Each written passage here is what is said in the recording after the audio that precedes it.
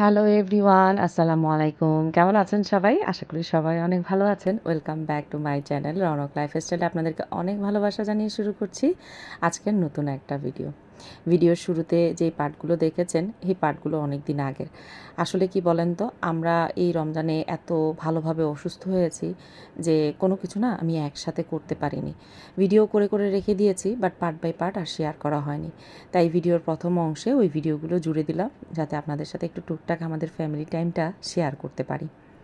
ওই দিন ওর আব্বু হুট করে বলতেছে যে আমাদের তো এবার ঈদের কোনো শপিংই করা হলো না, চলো একটা দিন সময় করে একটু বের হই। বাট ওর বাবার খালি শুক্রবারের দিনটাই বন্ধ থাকে। তাই ভাবলাম যে কবে বের হব কিংবা কিভাবে কি করব। আর ঈদের বোনাসটাও না তখন ওই মুহূর্তে হাতে এসে পৌঁছেনি। আমাদের মধ্যবিত্ত সংসারের ঘটনা যা। চাকরি করলে যে অবস্থা হয় যে আমরা ঈদের বোনাসটার জন্য অপেক্ষা করি কখন ঈদের বোনাস আসবে আর তখন গিয়ে একটুখানি শপিং করব। বাট এবার ওরা বাবা বলল যে ঈদের বোনাস আসতে আসতে বেশ ভালোই দেরি হবে, তাই তাড়াতাড়ি চলো ঈদের শপিংগুলো সব সেরে আসি। কারণ ঈদের বোনাস আসতে আসতে দেখা যাবে মার্কেটে যা কাপড় চোপড় ছিল সব কিছুই শেষ। তাই ভাবলাম যে না, এবার বের হই, প্রিয়জন আর কাছের মানুষগুলোর জন্য কিছু তো জিনিস কিনতেই হবে। তাই বের হয়ে পড়লাম। বেশ কিছু শপিং করেছি ওর বাবার সাথে, তার উপর আবার আমি নিজে একলা গিয়েও করেছি। কারণ ওর বাবার সপ্তাহে একটা দিন সময় দিতে পারবে, আর আমি যেহেতু একদম জন্মের পর থেকেই নিজে নিজে মার্কেট করে পছন্দ করা কিংবা নিজের জিনিসটা নিজে করে অভ্যস্ত, তাই ভাবলাম যে ঠিক আছে, ওর বাবা সময় দিতে দিতে আমি একটুখানি দিনের মধ্যে গিয়ে বেশ কিছু জিনিস কিনে আনি। তোমরা অনেকেই হয়তো ব্যাপারে আমার ভিডিওতে দেখেছো আমার ঘরের আগের পর্দাগুলো। ওই পর্দাগুলোও এবার ভাগ হয়েছে। ওর চাচা কিছু পর্দা নিয়ে গিয়েছে আর বাকি কিছু পর্দা আমার জন্য রেখে গিয়েছে। আসলে একটা ঘরে একরকম পর্দা হলেই হচ্ছে যে সুন্দর লাগে, বাট 2-3 রকমের পর্দা হলে সেটার আসলে সৌন্দর্য থাকে না। তাই বেশ চিন্তায় পড়ে গিয়েছিলাম যে আমি এখন সেম কালার কিংবা সেম ডিজাইনের পর্দা কোথায় পাবো। তারপর ভাবলাম যে ঠিক আছে, যে পর্দাগুলো আছে ওই পর্দাগুলো এখন আপাতত ড্রয়িং রুমে সেট করি, আর দুটো রুমের জন্য 2 রকম পর্দা নিয়ে আসি।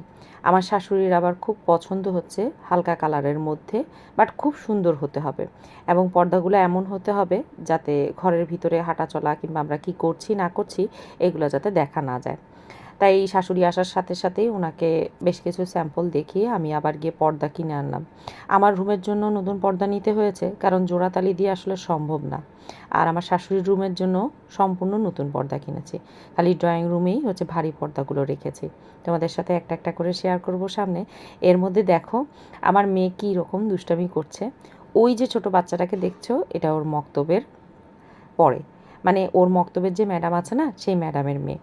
তো বারান্দা দিয়ে ওদের বারান্দা থেকে আমাদের বারান্দা দেখা যায়। দুইজন দাঁড়িয়ে দাঁড়িয়ে খেলছে, আর কার কাছে কীরকম খেলনা আছে না না আছে সেগুলো সব দেখাচ্ছে।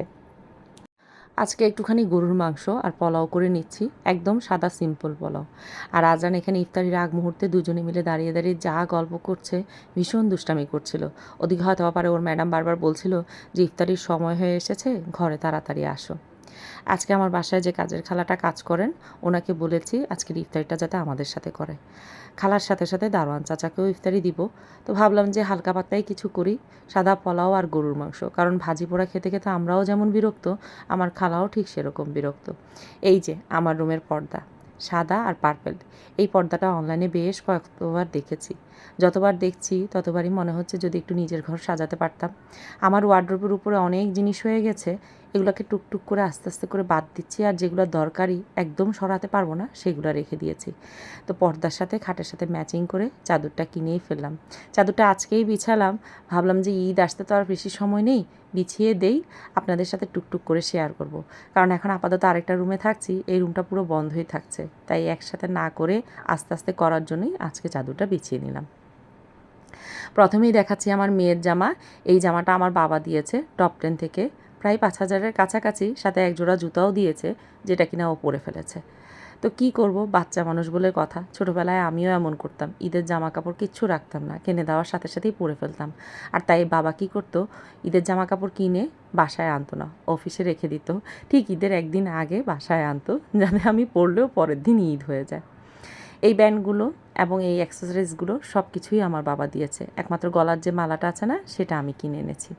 আর এই যে লেহেঙ্গাটা দেখছেন, এটা হয়েছে আজরানের বাবা দিয়েছে আজরানকে, আজরানের চাচার বিয়ের সময় একদিনই পরেছে। এবার আমি তাই বললাম যে দেখো, ঘরের জন্য অনেক খরচই হচ্ছে, তুমি এবার আর নতুন করে আমার মেয়ের জন্য কিংবা আমার জন্য জামা কিনো না। মেয়ের যেহেতু ভারী তোলা জামা আছে, আর বাড়তি বয়স, এই বয়সে বাচ্চাদের জন্য যদি নতুন কোনো কাপড় চোপড় কেনা হয় না, দেখবেন ওই কাপড় চোপড়গুলো কিন্তু খুব বেশি একটা লাগে না। 1 বছর পরবে কিংবা 2 বছর পরবে, এরপরে সব কিছু কিন্তু বাদ পড়ে যায়। তাই ভাবলাম যে না থাক, এবার ঈদটা অন্তত মেয়েকে আমরা অন্তত কিছু না দিই। তারপরেও কিন্তু আমি একটা ছোট্ট জামা কিনে গিফট করেছি। এরপর ওর বান্ধবীর সাথে ম্যাচিং করেও একটা জামা নিয়েছে, তাছাড়া জুতাও কিন্তু পেয়েছে মার কাছ থেকে। মার মন বলে কথা, মার মন কি আর টিকে? যাই হোক, এবার আসো দেখাই আরেকটা জামা। এই জামাটা হচ্ছে আমার একদম সিম্পল। এই জামাটা আমার আম্মু আমাকে দিয়েছে। এই টাইপের একটা জামা না আমার খুব ইচ্ছা ছিল পরার। তাই আম্মু বলল, তুই যখন কিছুই নিচ্ছিস না, এবার একটা ছোট্টখাটো করে জামা নিয়ে নে। সাদাবাহারের এই জামাগুলো, এগুলো ঘরেও পরতে পারবেন, খুব আরামদায়ক। তাছাড়া গরমে রাস্তায় বাইরে গেলেও খুব ভালোই পরতে পারবেন। আর খুব সুন্দরও কালারটা। আপনাদের কাছে কেমন লেগেছে অবশ্যই জানাবেন। এটাকে কি পার্পেল বলে নাকি ল্যাভেন্ডার বলে আমার ঠিক জানা নেই। থাক, যে কালারই হোক অবশ্যই বলবেন। এবার ঈদে আমার চাদর পর্দার সাথে আমার জামাটাও মিলে গিয়েছে। ছোট বাচ্চাদের মতন জামার সাথে কিছু পরবো না, এটা কি হয়? একদম কি ঈদটাকে মাটি করে দেওয়া যায়? তাই ভাবলাম যে ছোট ছোট কিছু জিনিস কিনি। টুকটাক টাকা বাঁচিয়ে কিংবা সংসারের খরচের সাথে তাল মিলিয়ে চলাটা আসলেই আমাদের মধ্যবিত্ত সংসারের বউদের জন্য কিংবা বাচ্চাদের জন্য খুবই কষ্টকর। এই চুড়িগুলো অনেক আগে ছিল, এবার দেখলাম ঈদে নতুন করে আবার ফিরে এসেছে, তাই ভাবলাম যে পার্পেল কালারের এই চুড়িটা কিনি। চুড়িটা 150 টাকার মতন পড়েছে, তবে খুব দারুণ। আর সাথে এই মালা, ব্রেসলেট আর কানের দুলের সেটটা কিনলাম। ওই ধরেন ঈদের দিন পরা হবে, এই টাইপের জিনিসগুলো না আমার কাছে খুব ভালো লাগে। ভাবছি টাকা জমিয়ে গোল্ডের একটা কিনে নিব। বাট এটা কি পরা ঠিক হবে কি না জানি না, তারপরেও পরছি। কি করব বলেন, খুব শখ করে নিয়েছি। আর এই যে কোটোটা দেখছেন, এটাও আজকে নতুন কিনে এনেছি। ভাবলাম এই জিনিসটার মধ্যে সাজিয়ে আপনাদের সাথে একটু দেখাই কেমন লাগে। এই কোটোগুলো কেমন হয়েছে অবশ্যই জানাবেন। আর এটা হচ্ছে আমার ঈদের দ্বিতীয় জামা। এই জামাটা আমি আমার নিজেকে গিফট করেছি।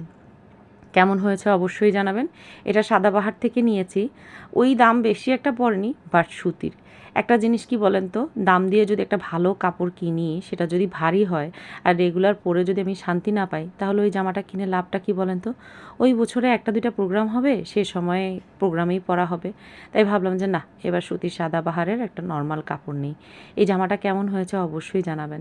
জামাটা আমি খুব শখ করে কিনেছি, দেখার সাথে সাথে এত পছন্দ হয়েছিল, বাট আমার সাইজে অ্যাভেলেবেল ছিল না। বাট এটা একদম লার্জ সাইজ ছিল এবং ভিতরে কাপড়ও ছিল। বাসায় আনার পর আমি নিজেই একটুখানি অল্টার করে খুলে নিয়েছি।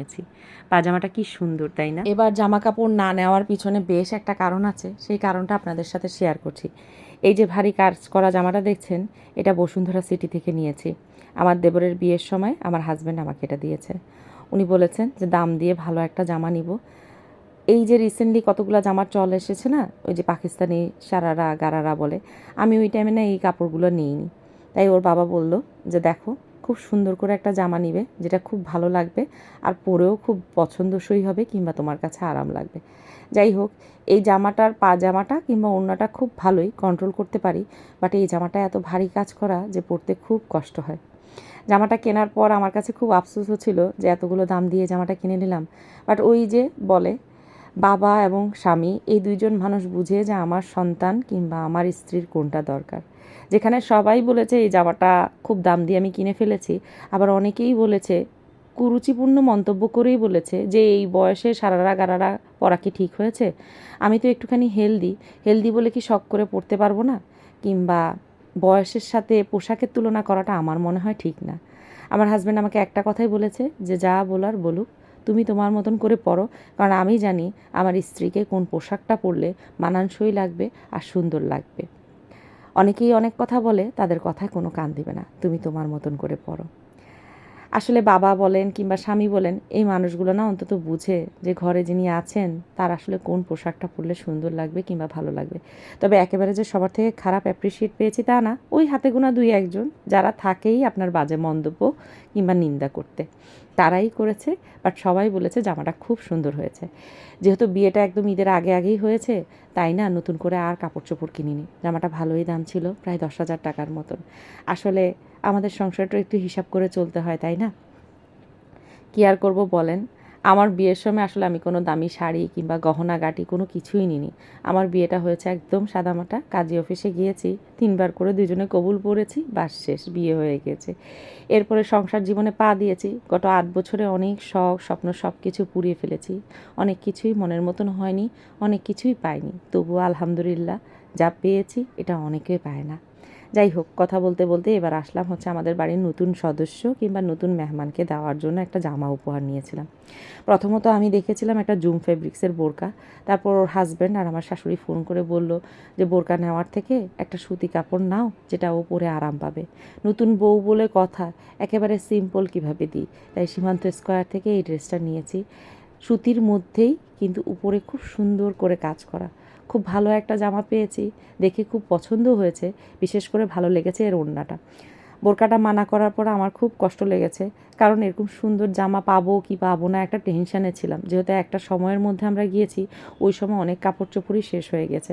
তারপরে আলহামদুলিল্লাহ এই দোকানটাতে খুব ভালো কাপড় পেয়েছি। আপনারা যদি কেউ নিতে চান তাহলে অবশ্যই নেবেন। আমার দেবরের বউর জামাটা কেমন হয়েছে সেটা অবশ্যই আমাকে জানাবেন। ওরাই বলেছে যে সুতির মধ্যে পরতে চাই, একদম নর্মাল। তো আমি তো আর একেবারে নর্মাল দিতে পারি না, তাই হালকা একটু কাজ করার মধ্যেই নিলাম। যাই হোক, আমার মেয়ে আর আমি একটুখানি পার্টি সার্টি করতেছি। পার্টি সার্টি বলতে গেলে কি বলেন তো, আমরা হচ্ছে আজকে ইফতারে মা মেয়েতে একটু ভালো মন্দ খাওয়া দাওয়া করব, কারণ ওর দাদুও আমাদের সাথে নেই, ওর বাবাও আমাদের সাথে নেই। তাই চিলক্স থেকে আর পিৎজা বার থেকে বেশ কিছু খাবার অর্ডার করেছি। এই নাগা ড্রামস্টিকটা অর্ডার করেছি, বাট এটা রেখে দিব, ওর বাবা আসলে আমরা একসাথে খাবো। আর এই যে চিকেন ফ্রাই অর্ডার করেছি ওর জন্য, দেখা যাক ও কতটুকু খায়। বেসিক্যালি একটা বার্গার, চিকেন ফ্রাই আর একটা নাগা স্টিক অর্ডার করেছি। কেউ যদি চিলেক্সের এই খাবারটা না খেয়ে থাকেন, বিশেষ করে নাগা ড্রামটা, এটা একটাবার হলেও ট্রাই করবেন। ভয়েস ওভার দিতে এত কষ্ট হচ্ছে, ভয়েস ওভার দিচ্ছি, মাঝখানে বারবার কাশি আসছে, তাই ভয়েস ওভার অফ করে কেসে নিয়ে আবার আপনাদের সাথে শেয়ার করছি। যাই হোক, আমার মতন কে কে আছেন? আমরা মা মেয়েতে না প্রায় মিলে বসে একসাথে ভালো ভালো খাবার খাই। মাঝে মাঝে এটা ট্রাই করবেন। আপনার সাথে যিনি থাকেন সবসময়, বিশেষ করে আপনার সন্তানরা যারা আপনার দুঃখ কষ্ট সুখ সব কিছুর সাক্ষী, তাদেরকে মাঝে মাঝে ট্রিট দিবেন। আমি আমার মেয়েকে প্রায়ই ট্রিট দিই। আমি আর আমার মেয়েটা নিয়েই গল্প করতেছি, ও বলতেছিল যে মা এটা কিভাবে খাবা। যাই হোক, এগুলো হচ্ছে আমার শাশুড়ির রুমের পর্দা। কেমন হয়েছে আমার ঘরের জিনিসগুলো এগুলো অবশ্যই জানাবেন। এছাড়া আরও অনেকগুলো জিনিস কিনেছি, যেগুলো টুকটুক করে আপনাদের সাথে পরবর্তীতে শেয়ার করব। আজকে ভিডিওটা শেষ করছি। শেষ করার পূর্বে আপনাদেরকে ছোট্ট একটা জিনিস দেখাচ্ছি। ইউটিউবের জগতে এসে না অনেক মানুষের সাথে পরিচয় হয়েছে। বছরখানিক পরিচয়ের মানুষগুলো এমন অদ্ভুত ব্যবহার করে চলে গিয়েছে, যাদেরকে কখনোই কোনো দিন ভুলতে পারবো না। বেইমানের সম্পর্ক হয়তো আবার এরকম করেই হয়। দীর্ঘ ৩ বছর সম্পর্কের পর অনেক মানুষ অনেক মানুষের কথা ধরে খুব খারাপ ব্যবহার করে চলে গেছে, অথচ কখনো বুঝেনি যে ৩টা বছর যে মেয়েটা আমার ইন্সপায়ারেশন ছিল, সেই মেয়েটাকেই আমি ভুল বুঝলাম, সেই মেয়েটাকে আমি মিথ্যা অপবাদ দিয়ে দূরে সরিয়ে নিলাম। এরপরেও বলি, বেশ কিছু ভালো মানুষের সাথেও পরিচয় হয়েছে। ওই যে বলে না, আল্লাহ তোমার কাছ থেকে যেটা নিবে তার থেকে বেশ ভালো কিছু জিনিস করতে করতে সাবরিনার সাথে আমার সবচেয়ে ভালো পাওয়া। সাবরিনা ব্লগ ভিডিও, ওর হাজব্যান্ড বাবা মা সবাই দেশের বাইরে থাকে। ঈদের আনন্দটা এবার ভাগ করার জন্য আমরা দুজনে মিলে প্ল্যান করে নিলাম যে আমাদের বাচ্চাগুলো যাতে একই পোশাক পরে। কেমন হয়েছে অবশ্যই জানাবেন। আর অবশ্যই আমাদের দুইজনকে সাপোর্ট করবেন, ঠিক যেভাবে আমাকে সাপোর্ট করে আসছেন ঠিক সেরকমভাবেই সাবরিনাকে সাপোর্ট করবেন। সবাই আমাদের জন্য দোয়া করবেন। ভালো থাকবেন সবাই। আশা করি খুব শীঘ্রই দেখা হবে নতুন আরেকটা ব্লগে। আল্লাহ।